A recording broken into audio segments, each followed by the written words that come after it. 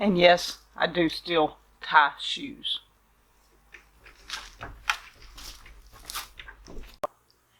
Hey guys, welcome to Deep South. Today, I want to answer a little questions about water. So we're going to be taking a tour of Deep South, and we're going to be talking about water. What we water, why we water it, what we don't water, why we don't water it, and all these things. We've had so many questions about water here at Deep South. Irrigation, back to Eden, hugelkultur, containers, raised beds, all of it. So we're going to talk about water, what we're doing, and I'm going to just take you around. This may be a long video, guys. First, we're going to start here on the porch. As you can see in the left-hand corner, my candy corn plant is sitting here, right here, and I'm going to water that. Jenna from Life in the Farmland sent me that, and I've had it for a year and a little over a year now, I guess, and I'm not letting it die. So it gets water every 3 to 4 days. I'm putting water in it, and it's starting to bloom again. Here we have several pineapples, and we have a plant that Danny's had since before I came here. So I'm not letting these die. We're keeping those watered. This takes water from the house. I bring it out and put it in here at least twice a week. These are doing okay. The sun hits this area really, really bad. So that's why the candy corn plant is over here. We do not want to scorch this plant. It almost died on me about 3 weeks ago because of the intense heat, so we've moved it away from the side rail for now. Last year it did wonderful there. This year, not so good. So that is some of the things that does get water here at Deep South. Now guys, this is my herb garden. It's been a long time since I've done an herb garden update, and y'all, it's just pitiful. I can't help it. I water it every 2 weeks or so, sometimes at once a week, but I can't keep this one watered as much as it needs it. It has a lot of heavy mulch in it. We have poured the leaves and stuff to it over the last 2 years. My rosemary, 2 of them have almost totally died. One of them in the back near the house is totally green and beautiful. So, go figure. The lemon tree, we keep it watered. The bay tree, you can see in pots back here, we keep those watered, which means that orange tree there gets watered, and the plumera in the background gets watered. Those get watered.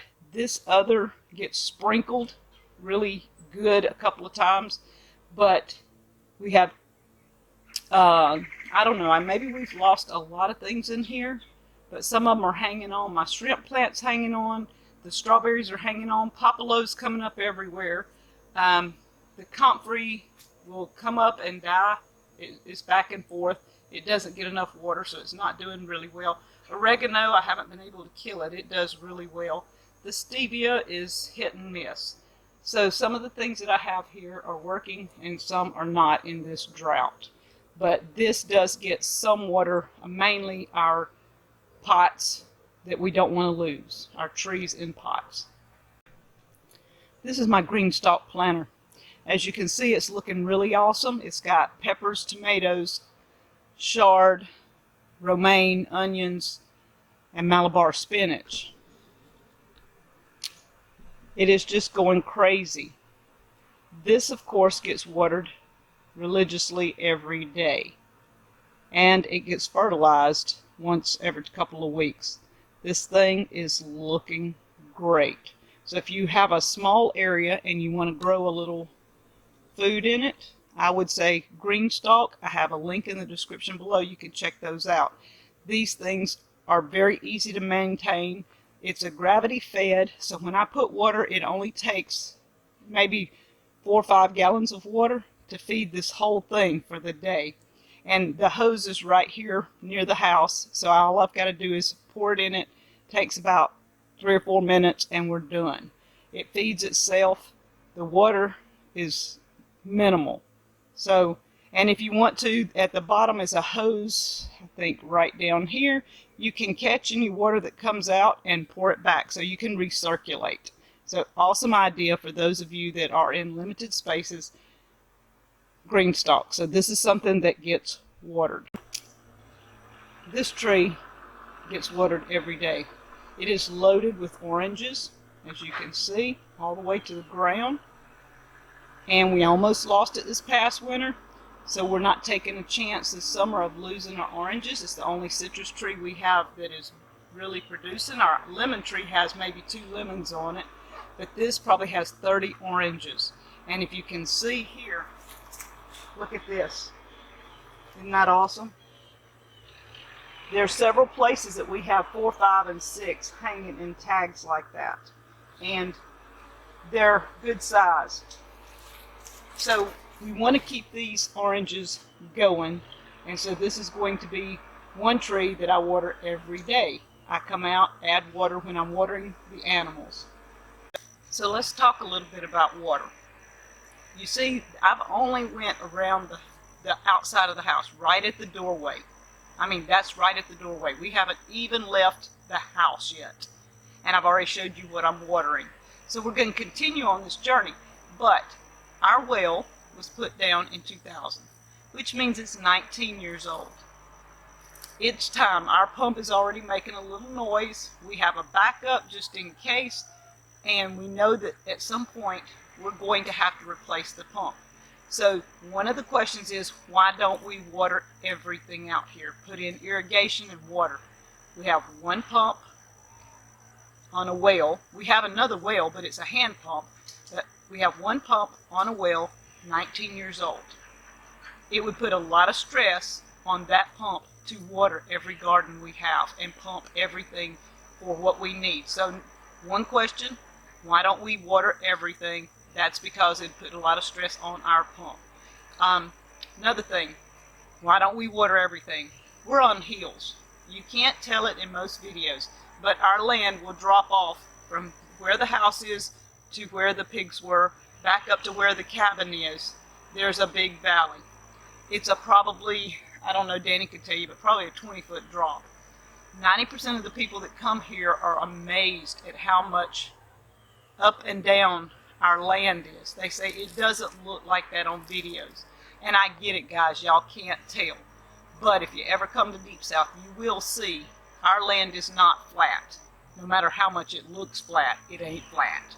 So another reason we don't water everything is because where some of our water is down here. To pump it up here is harder to do, or up here, and it puts a lot of stress. Again, on a pump. The pump is in the front. Most of our gardening is in the back. So you can't get it that far. Second well, it has a hand pump. For Danny and I, at our age and with our physical abilities, I can't pump it hardly at all. I can pump it for a few minutes, but not enough to get more than 4 or 5 gallons of water. It would be extremely hard for us to pump enough water and then to take it in the truck to the back hill. We do good to take 5-gallon buckets over there and water what needs to be watered, and I'm going to show you that in a few minutes.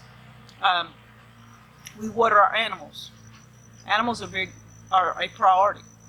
We have a dog, chickens, turkeys, pigs, cows. Yeah, all those have to be watered. Now, at times we have water in our branches, and we do not have to water the cows and the pigs as much. But right now, with it in the drought conditions, whether you believe we have a drought or not, we haven't had rain in many weeks. Everything's dry. Even our little streams have dried up. So we don't have that luxury to fall back on right now. So everything has to be watered. Animals get water. One thing I have been watering is my Cherokee tan pumpkin. It decided to grow late in the year. Earlier it just sat there. Now that it's growing, I'm watering it. But look at the hydrangea in the background. The Cherokee tan pumpkin is going all over it, but the hydrangea is getting the water just like the pumpkin is. But look at the leaves, just drooped. The sun just literally wilts them.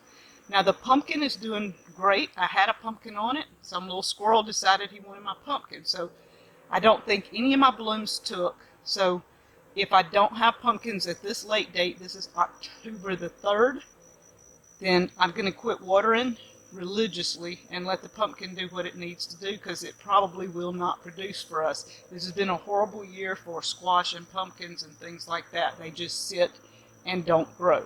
This one, hey, I've been giving it a chance. And because the hose will reach here from the house, this is Danny's grandpa's fig. I do not want to lose this fig tree. This is something that is special to him. He's had this cutting. He brings a cutting from it for many, many years to any place he lives. And this one has finally started growing and producing like it needs to, and we don't want to lose it. So Grandpa's fig is getting water. I'm not sure how well you can tell what's going on here, but this is a pit that Danny used to burn in for several years. He would cook things over an iron kettle. And so there's ash, and we put rabbit manure and all this stuff in here, and then leaves have piled in. This is nothing but good composted soil in here. It grew some really good cucumbers, some chard, things like that over the past year. But I put some of Danny's multiplying onions in here. And so little specks of green are starting to come up. It's hard to really tell, but I bet there's a dozen or so of his multiplying onions in here, and this is getting watered. So we have many people say, why would you plant in a field that's dust and have to tote water? Why not plant them in a separate place? This is our separate place. We have that covered. I am downhill from our chicken pen and most of our fruit trees. From where I'm standing to where that is probably a 10-foot drop. I'm downhill 10 foot. Okay, we have the chicken building with a big fig tree. We have 3 pear trees. We have our muscadines, our asparagus, and a pecan tree. And behind me is another pecan tree. None of these get watered. We do not water any of this. And in the background, way back in there, is a scuppernong. We have mayhaws. We have plums, all that. I'll give you a quick view in a few minutes. None of that gets watered. We water absolutely nothing here. It would take us forever just to hit all these trees and keep them watered. We are at the mercy of rain. And this is a view of the scuppernongs. Behind it is the mayhaws, and over here are the plums. And guess what? I discovered we got a little dew this morning. Dew always helps. So now I'm showing you the other side of the yard. Let me show you right quick. This is the house. There is Grandpa's fig, and this is the little place where the onions are. This is the back view. You can see Danny in the background. He is moving some dirt. We have a pecan tree, we have mulberry trees, we have a crabapple tree. Back here we have apple trees, we have some sugar cane, we have our fig tree, we have strawberry beds, we have some row cover down that we use for tomatoes. I'm going to show you some of that in a few minutes. None of this is getting watered at this time. Here we are at the beginning of the black plastic. You can see the sugar cane. We have not shown this sugar cane that much. We usually show what's on the back hill. This one is near the pig pen, as you can see here. That stream is totally dried up. This is a mulberry tree. It's hanging in there. It's feeding off the water from the branch. This sugar cane is feeding from the water on the branch, but the branch is drying up. So that's why it's a little bit greener. All my blackberries are planted in front of it. Most of them are trying to die. My turmeric, my ginger, all dead. It was coming up great, not doing anything. This apple is dying, as you saw in a previous video. We have nothing planted on the black row cover right now, except one lone tomato plant at the other end. Probably the only thing I'm adding water to right now. I'll take a gallon or so a day by there and water it. But overall, most of this is just barren for right now until we get water. The strawberry beds are almost dead. Here is one of the strawberry beds. Looks like basically nothing is surviving right now. It's so dry. But strawberries are pretty hardy, so I might have some roots that do survive. We will see when we start transplanting in a week or so. This is strawberry bed number 2. There's still some green, so there's going to be a little bit of strawberries here that we can transplant. We're fixing to dig all this up and redo the dirt and have it ready for carrots. And this, when we get the carrots, will get watered and kept up through the winter. We have water coming, hopefully some rain this next week. Okay, so here we have down here some purple sweet potatoes that came up voluntarily. We're digging those up this week and we're going to fix that bed for carrots. Over here is our pomegranate tree, which is hanging in there really well. It doesn't get watered, but it's hanging in. And we have sweet potatoes there. Those are on black plastic. We're leaving those for another 2 to 3 weeks before digging those up. Possibly to the 1st of November, maybe, I think Danny said, if the weather holds. And we're going to see how sweet potatoes do under black plastic.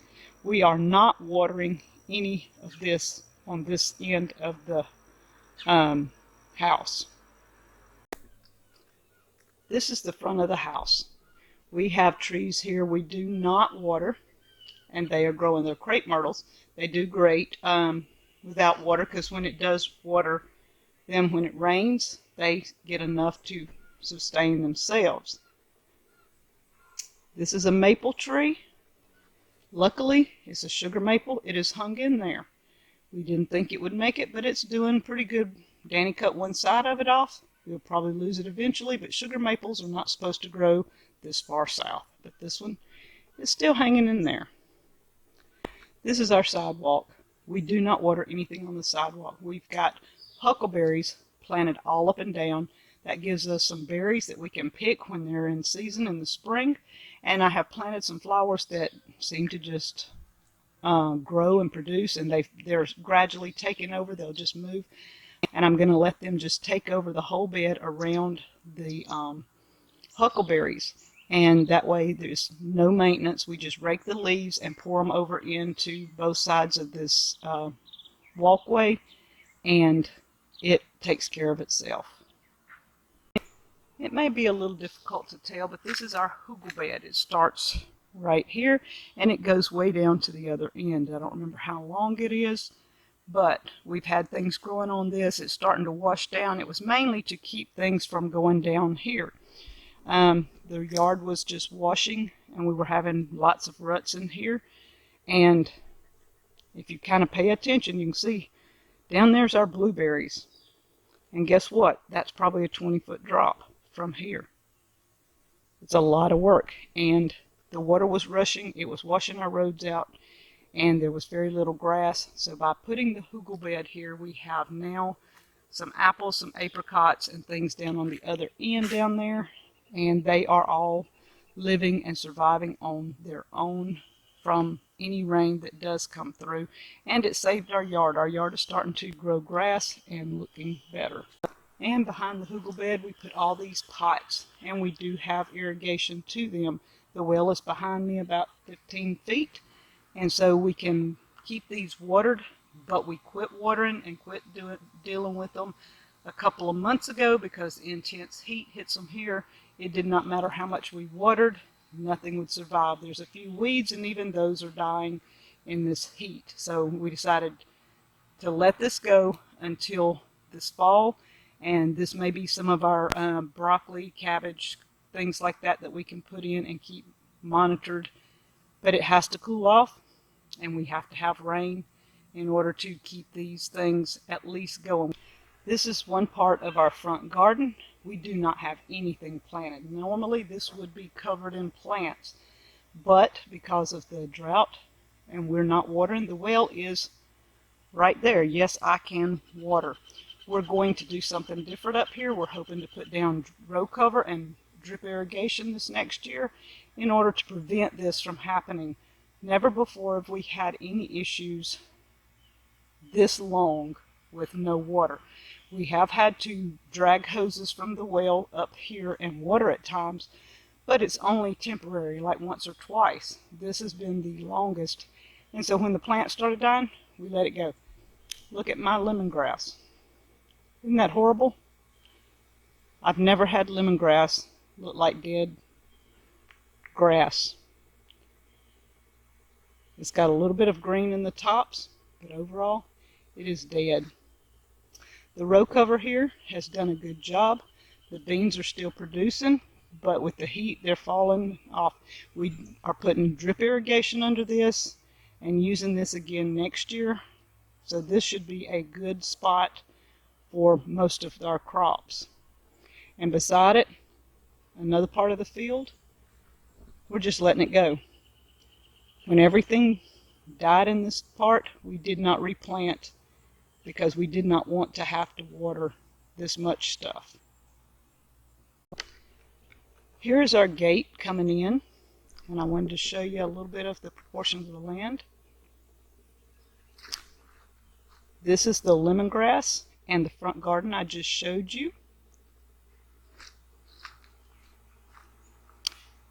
There is the barn and the house.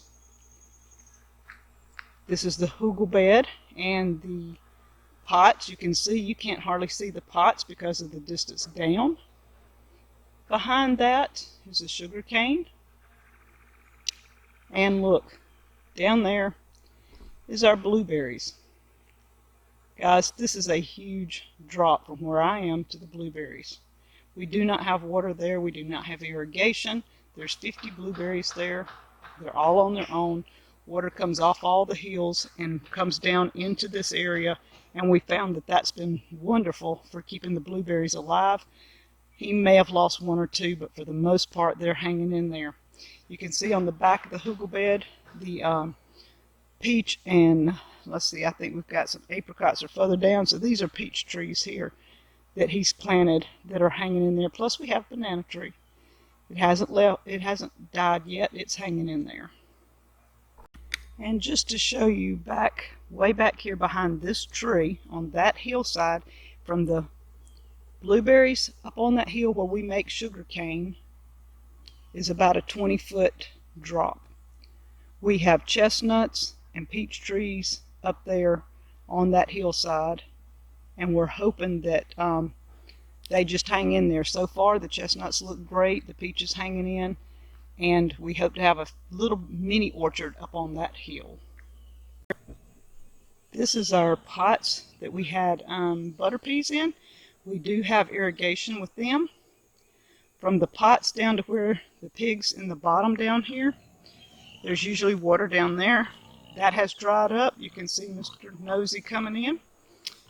I have asparagus in front of it and 2 persimmon trees. These are the big Japanese persimmons that get so big. These asparagus will be moved over to the hill by the cabin because they've not really produced well here. They produced, but not like I would want them to. So we're going to be moving them. At the barn we have more banana trees. I have plenty of ginger all in this area that seems to be doing decent. We're going to leave it. In front of the barn we have a few pineapples that get water every few days. These pots here will be left until we get rain, and then we will start with fall crops if at all possible, or we'll wait till the spring and let them just sit all winter. It's just according to how many plants we feel like we need this fall. So we do have irrigation here, and it makes it easier because it's close to the barn to get things watered in this area. This is at our barn. You can see the slope here coming down from the banana trees and stuff. It slopes down. It drops off that much. The pots are totally on the ground. The banana trees are way up here. Their roots are in here. So you can see the difference in the landscape here. This is somewhere we have been putting plants with drip irrigation, and we have the shade cloth over them. If you can see here, Danny has a pepper that has been here all summer.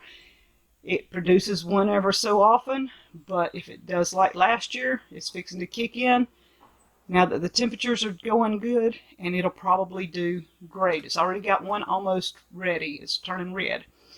We have broccoli, cabbage, tomatoes, Let's see what else we got. Another pepper plant in the back, onions, comfrey, and then some empty pots. We're going to add more cabbage and broccoli into these. We thought having a shade cloth would help, and they seem to be doing really well. Plus, we have irrigation here, so it makes it easy for us to water these every day. These do get water. So this is the 1st of October. I still have my moringa, which is not looking good, but it has survived all summer in the heat of this greenhouse. It gets 120 plus most days. I come out and water it. We do have irrigation here, and it is through a rain catchment. Right here, Danny has this set up, and it goes up to the roof. So this is done off rain catchment. For those of you who want to know about a rain catchment system, yes, we do have that here. We do have the greenhouse. When it cools off, this will go back into use. We will use it like we have the last 3 winters to store pineapples and overwinter them, to plant a few tomato plants and things that can grow if it gets too cold outside. So we do have the greenhouse, and we can water it with rain catchment. I am standing on our carport so I can show you the lay of the land. This back here is a field that we usually plant Danny corn. We did not plant this year. We're letting the cows have it. We're fixing to put it into winter grass for the cows. Again, when it rains, and we can get in there and have grass come up. So that is behind the scuppernongs and the mayhaws, that field. You can see I'm standing on the carport. Do you see the difference in it? To give you a good proportion, this field back here, we didn't plant anything in it this year. We've let the cows have it and the grass, and we're fixing to move sugarcane in the front part of it and cut it off so the cows have all this. But look at our building. This is the roof of our chicken building. I'm standing on the carport. I'm almost head high. I can see the top, the whole top of our building. So that tells you the lay of our land. And that right back in there, that dirt pile, that's where our garden, our sweet potatoes, our Irish potatoes, all that is back on that back hill. It goes down and back up. So we're going to go over there now, and I'm going to show you. I'm that far from the house. The cabin is over here, and why we don't water over there. Here is our well house, and if you can see in the background where the cabin is, that's how far we've got to go. We're going on the road to the right and go all the way around back to the cabin. So that's how far it would be for us to send water from the well to the cabin, and it's up and down hills.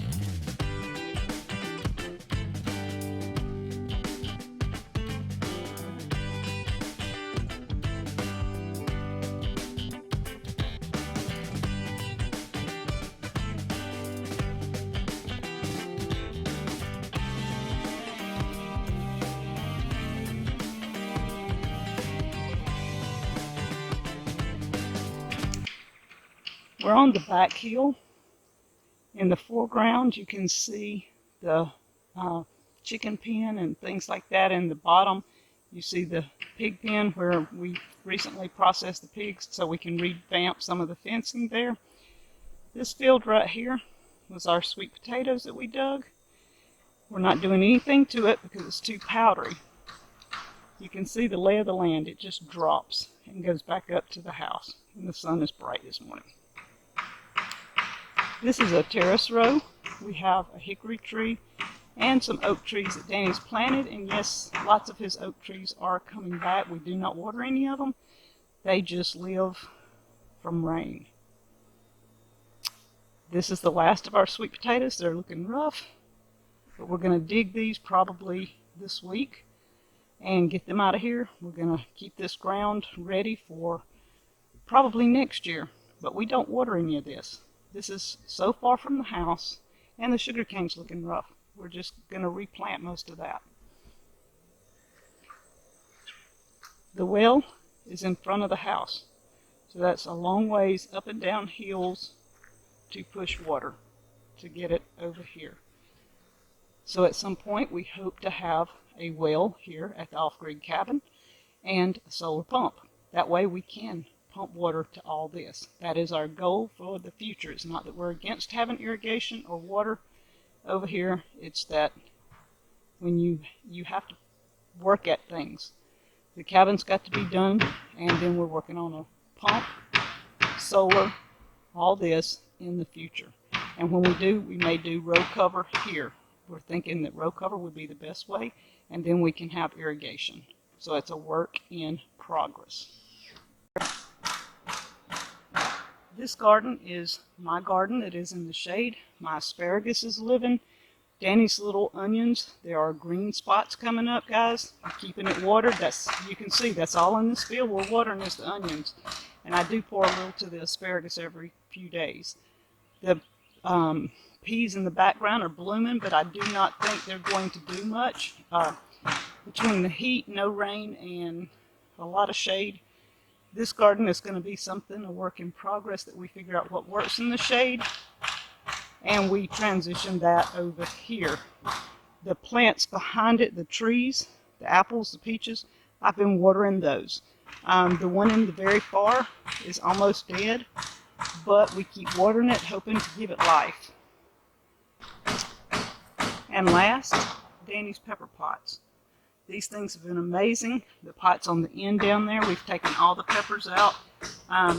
We got so many peppers that we finally decided to down the peppers. The 3 pots with the jalapenos, we thought they had died from disease. We took a lot of the leaves off. They came back. They're producing abundantly again, so we're leaving them. I've got tomatoes, a rogue green that just came up, and a tomato there that insects eat off, and it's coming back out. Then here, these were planted the same time as those in the barn under the shade cloth. These plants are twice the size. They are blooming. There's a bunch of blooms on these. We have nothing but mulch. We took wood bark and put around them in the bottom here, like we did the peppers. We come over and water every day. They're in semi-shade, under some trees, and seem to be doing awesome. So Danny's pots here, and the sugarcane is keeping them sort of shaded. So we think that is a good thing for these pots. So these we water, but we tote water over here every day. So guys, we've been all over Deep South. You see, we have things that we water, things we don't water, things that we let rain just take its course and water for us. We own 10 acres here. The well is here at the house. Most of our fields are in the back. It just doesn't benefit us to try and send water there. So guys, I hope you enjoyed a little tour around Deep South to see what we water, what we don't, and the gathering. Hey, Gathering 2020. This shirt is on sale now. Link in the descriptions below. Check out Bonfire and Gathering 2020. Also, Eventbrite, so that you know what's going on at the Gathering 2020.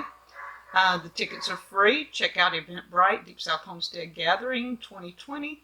And hey, it's all in the description below. We just need a count. So that's why we have Eventbrite set up, so we can get a count.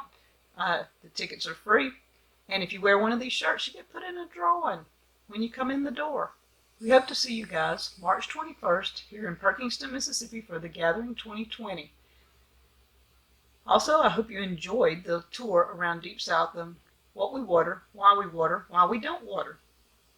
Thank you guys from Deep South Homestead.